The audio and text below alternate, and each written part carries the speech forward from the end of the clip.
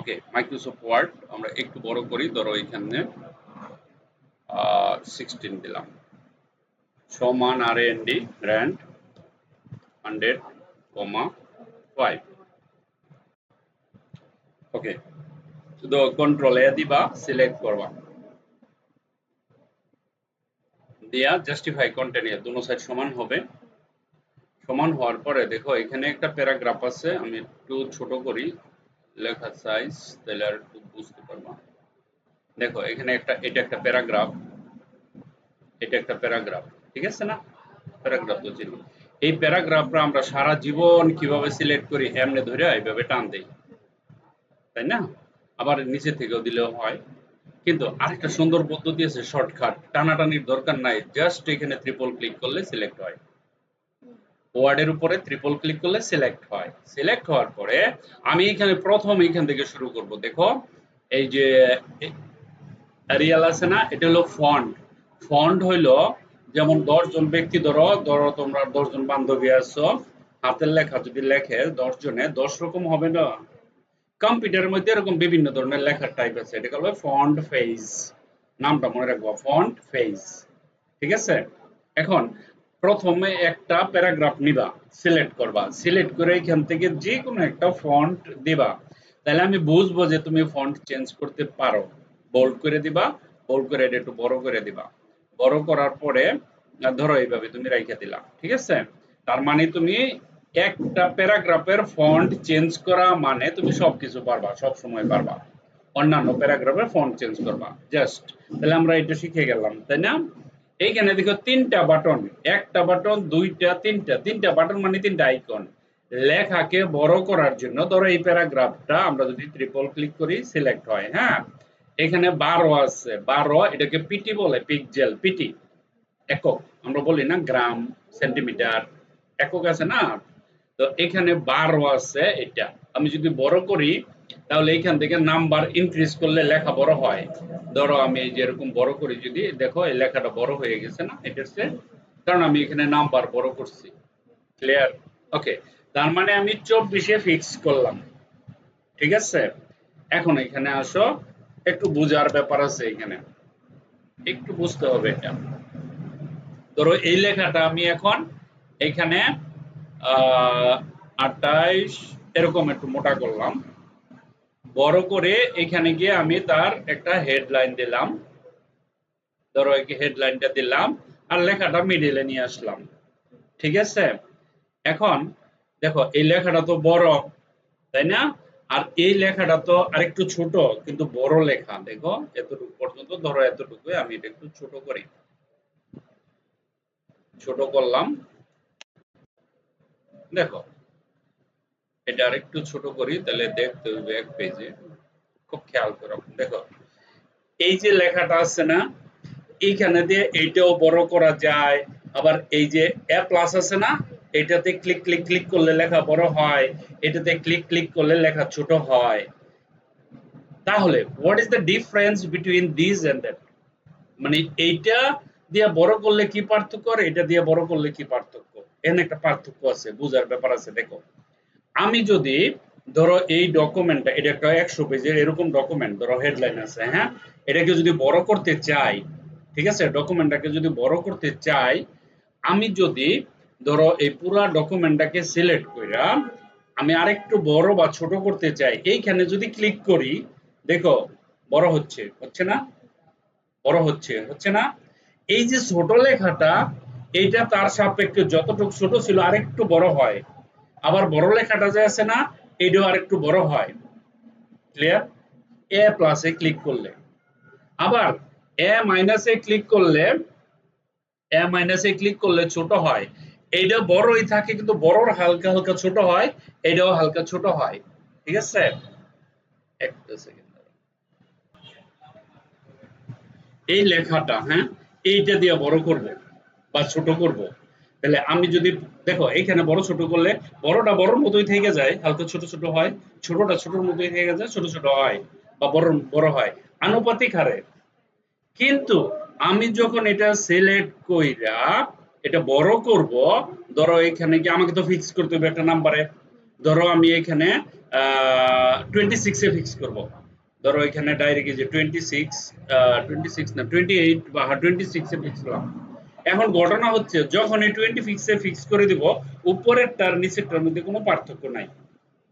উপরেরটাও 26 এর নিচেরটাও 26 হয়েছে।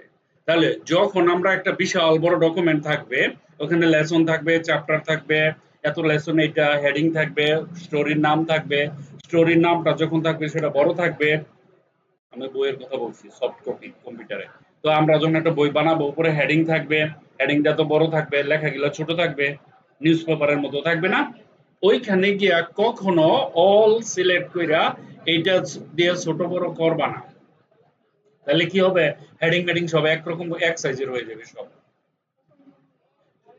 বড় এটা করবা কারণ বড় এটা করলে তখন বড়টা বড়র মতনই থাকবে হ্যাঁ হ্যাঁ মিনিংটা বুঝতে পারছো ভেরি গুড ওকে তাহলে বড় ছোট বুঝলাম তারপরে আমরা এই প্যারাটা সিলেক্ট করলাম এইখানে আসো এই তিনটার ব্যবহার তো আমরা বুঝে গেলাম তাই না বড় ছোট প্লাস ফন্ট সাইজ তারপরে এরে বাবা আমরা কি এটা চালু করছিলাম এক সেকেন্ড আর ওদিকে রেকর্ডিং কি হচ্ছে না পজ করে গেছিলাম না হচ্ছে ওকে দেখো এই যে প্যারাগ্রাফটা আছে না এই প্যারাগ্রাফটা লেখাগুলো সবগুলো বড় হাতের অক্ষর বানাবো ধরো তুমি টাইপ করলা বড় হাতে ছোট হাতের আগামাথা কোনো কিছু চিন্তা করো না খালি টাইপ টাইপ করে গেছো একটা ডকুমেন্ট বানাই লাইছো এখন তোমাকে এটা ডকুমেন্টকে ফরম্যাট করতে হবে ডকুমেন্টের মতো বানাতে হবে বুঝো না কারণ তুমি যদি ওই হিসাব করো যে প্রথম বড় হাতের অক্ষর পরে টাইপ করলা তখন অনেক সময় লেগে যাবে আগে প্রথম গেলে টাইপ করে যাইবা ছোট বড় চিন্তা করার দরকার নাই বড় হাতের ছোট হাতের কোনো দরকার নেই জাস্ট টাইপ করবা টাইপ করার পরে এইখানে দেখো পাঁচটা জিনিস আছে একটা দুইটা তিনটা চারটা পাঁচটা তাই না প্রথমটা হচ্ছে সেন্টেন্স কেস অর্থাৎ আমরা যে পরীক্ষার খাতায় যেভাবে লিখি সেন্টেন্সের প্রথম লেটারটা বড় হাতের লিখি না যে কোনো পরে গেলা ছোট full stop until full stop ওকে যখন আবার ফুল স্টপ দিয়ে আবার শুরু করি তখন প্রথম বড় হাতের হবে তাই না এটা তো অটো চলে আসে আমাদের এটা লাগে না এইখানেও এরকম সেন্টেন্স কেস সেন্টেন্স বানাইতে গেলে বড় হাতের হতে হবে সেন্টেন্সের প্রথমটা গেল এটা তারপর হচ্ছে কি যে না আমি সেন্টেন্স কেস চাচ্ছি না আমার কোনো বড় হাতের লেটারই থাকবে না সব ছোট হাতের হবে এটা হলো lower case LOWER lower case ঠিক আছে এই যে লোয়ার দেখো এই যে ওয়াইটা ছোট হাতের হয়ে যাবে এখানে এই যে দেখো এই যে ওয়াই আছে না ক্লিক করার সাথে সাথে লোয়ার কেসে ক্লিক করার সাথে সাথে দেখো ওয়াইটা ছোট হয়ে গেছে ইভেন কি ফুল স্টপের পরে যতগুলো লেখা আছে সব ছোট হাতের হয়ে গেছে ঠিক আছে ঠিক তারপরে হলো আপার কেস হলো সব বড় হাতের হয়ে যাবে দেখো আপার কেসে ক্লিক করলে সবগুলো অক্ষর বড় হাতের হয়ে যাবে তাহলে আমি টাইপ করলে ছোট হোক বড় হাতের হোক তাতে আমার কিছু আসে যায় না আমি সব বানাইতে পারি ক্লিয়ার পরে হচ্ছে গিয়া ধরো এখানে আরেকটা আছে ক্যাপিটালাইজ ইচ ওয়ার্ড অর্থাৎ একটা সেন্টেন্সে যতগুলো ওয়ার্ড আছে বা প্যারাতে যতগুলো ওয়ার্ড আছে প্রত্যেকটা ওয়ার্ডের প্রথম অক্ষরটা বড় হাতের হবে দেখো এখানে যাও ক্যাপিটালাইজ ইচ ওয়ার্ড এখানে ক্লিক করে দেখো ইউর ওয়াই ক্যানের সি ইউজের ইউ দিজের D galleries to insert tables headers footers list cover pages মানে প্রত্যেকটা ওয়ার্ডের প্রথম অক্ষর বড় হাতের হয় ক্লিয়ার ওকে আরেকটা আছে টগল ভিউ এটা হচ্ছে এটা আমাদের দেশে খুব কমই ব্যবহার হয় হয়তো কোনো দেশে হয় এই যে টগল ভিউ অর্থাৎ বাক্যের সবগুলো বড় হাতের হবে শুধু প্রথম অক্ষরটা ছোট হাতের হবে এই দেখো খেয়াল করে দেখো ওয়াইটা হয়ে গেছে ছোট হাতের হ্যাঁ আর সবগুলো না সেন্টেন্সের টগল ভিউ ওয়ার্ডের এই যে ইউর সি এর ইউজের ঠিক আছে বুঝো নাই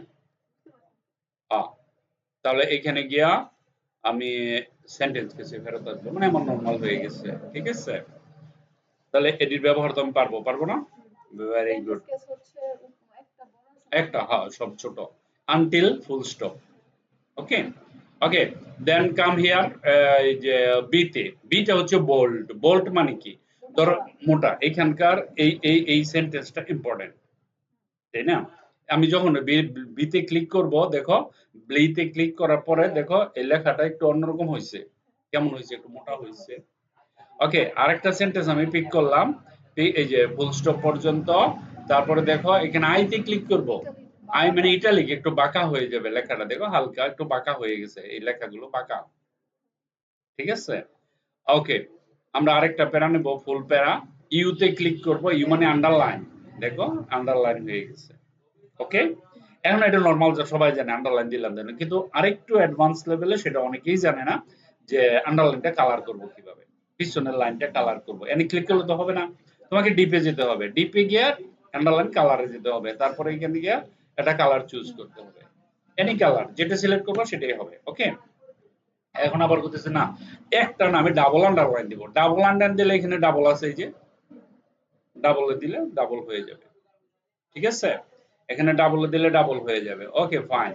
এখন ধরো এরকম একটা এটা নেই, এই প্যারাটা আমার ভুল হয়েছে, আমি চাচ্ছি প্যারাটা সবাই দেখবে, স্যারেও দেখবে, এক টানে কাটা যাবে, নিচে হতে পারে একটা লেখা থাকবে, মানে এই প্যারাগ্রাফটা এক টানে কাটবো, হেবিজিবি না, তাহলে স্ট্রাইক থ্রো, এটার নাম হলো স্ট্রাইক থ্রো। দেখো এই যে এখানে কেটে গেছে এক টানে। পরে যদি মনে হয় যে না এটাতে এক টানে কাটাটা ঠিক বোঝা যাচ্ছে না, আমি ডাবল আরেকটা টান দিব, মানে আরেকবার কাটবো এটার উপর দিয়ে, আরেকটা দিব একটু ডিপ করে, তাইলে এখানে যেতে হবে, এই যে কর্নারে, কর্নারে যাওয়ার পরে আন্ডারলাইনে যাবা, এখানে আন্ডারলাইন আছে না, এই যে ডাবল আছে দেখছো, এটাতে ক্লিক করবা, ক্লিক সরি আমি আন্ডারলাইনে যাচ্ছি কেন, স্ট্রাইক থ্রো, এই যে দেখো ডাবল স্ট্রাইক থ্রো, এই যে এটা দেখছো, এটাতে যাবা, এটাতে গিয়া যখন ওকে করবা, ওকে করার সাথে সাথে জিনিসটা আরো বেশি করে কাটা হয়ে যাবে। ঠিক আছে, এই আন্ডারলাইনটা আসবে না, ওটা আমি ওইখানে গিয়ে দিয়ে দিছিলাম ডাবল। ওকে, তারপরে এখানে আসো, এখানে আসার পরে আমি এই যে লেখাগুলো আছে হালকা একটু বড় করবা, ইনক্রিজ করবা, করার পরে এটা যে এফেক্ট দেব, এই যে ইফেক্ট, এটার নাম হলো টেক্সট ইফেক্ট, এনে যাবা, এই যে ডিজাইন গুলো দেখতেছো না, তুমি যে কোনো একটা ডিজাইনে ক্লিক করলে তোমার লেখাগুলো ওই ডিজাইনের হয়ে যাবে, এই দেখো সিলেক্ট করে। তুমি যদি এটা করতে, ইভেন কি তুমি যদি একটা হেডিং ও করতে চাও, মানে উপরে একটা হেডলাইন এরকম ডিজাইন করে দিতে চাও, সাপোজ এটাকে তুমি হেডলাইন বানাবা, ঠিক আছে, এখানে যাবা, মিডিলে যাবা, প্রথম মিডিলে গিয়ে এটা একটু বড় করবা। ঠিক আছে, বড় করার পরে তুমি গিয়ে এখানে গিয়ে তার একটা শ্যাডো দিলা, ধরো এরকম একটা শ্যাডো দিলাম, শ্যাডো দেওয়ার পরে দাঁড়াও এটা আমরা একটু ছোট করি, বেশি বড় হয়ে গেছে তো,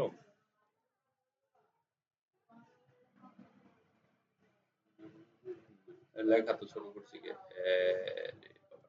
ওকে একটু লেখা বড় করি, ধরো এটা দিলাম, দেওয়ার পরে আমরা এখানে যাই, এটা না এটা না, এটা দিয়ে দেওয়া হবে না। ওকে ফাইন, গেলাম, এই যে লেখাটা আছে না, এটাকে আমরা কি করব, এটা না না না না, এই যে এফেক্ট দিব এটার উপরে, এটা এটা আমার হেডলাইন একটু সুন্দর করব, তাহলে আমি এটাকে সিলেক্ট করব, সিলেক্ট করার পরে এখানে যাবা, যাওয়ার পরে ধরো তুমি যদি এখানে ক্লিক দাও, তাহলে এটা তো দেখাই যায় না, মিলা গেছে কালারে কালারে, ধরো তুমি এরকম দিলাম, রে বাবা এটা নিয়ে গেলাম ধরো এরকম দিলাম।